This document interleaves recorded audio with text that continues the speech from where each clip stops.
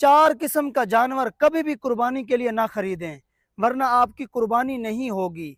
दोस्तों, ये कोई मैं अपनी तरफ से नहीं बता रहा, बल्कि अपने प्यारे करीम सल्लल्लाहु अलैहि वसल्लम का प्यारा फरमान बता रहा हूँ। सवाब समझकर इसको ज़्यादा से ज़्यादा शेयर करें। हो सकता है आपके एक शेयर से किसी भाई या बहन का फ़ायदा हो जाए। इंशाअल्लाह हम सबको उसका सवाब हमेशा के लिए मिलता रहेगा। हज़रत बर्रा बिन आज़िब रज़ी अल्लाह ताला अन्हु से रिवायत है, वो फरमाते हैं कि रसूलुल्लाह सल्लल्लाहु अलैहि वसल्लम से पूछा गया कि किस जानवर की कुर्बानी जायज़ नहीं। आप सल्लल्लाहु अलैहि वसल्लम ने अपने हाथ मुबारक से इशारा करते हुए फरमाया कि चार किस्म के जानवर ऐसे हैं जिनकी कुर्बानी जायज़ नहीं। नंबर एक, लंगड़ा जानवर, यानी जो चल ना सके, जिसका लंगड़ापन जाहिर हो। नंबर दो, काना, यानी जिसको बिल्कुल दिखाई ना देता हो, या कम अज़ कम तिहाई या तिहाई से भी ज़्यादा उसकी रोशनी ख़त्म हो चुकी हो, यानी उसकी बिनाई ख़त्म हो चुकी हो।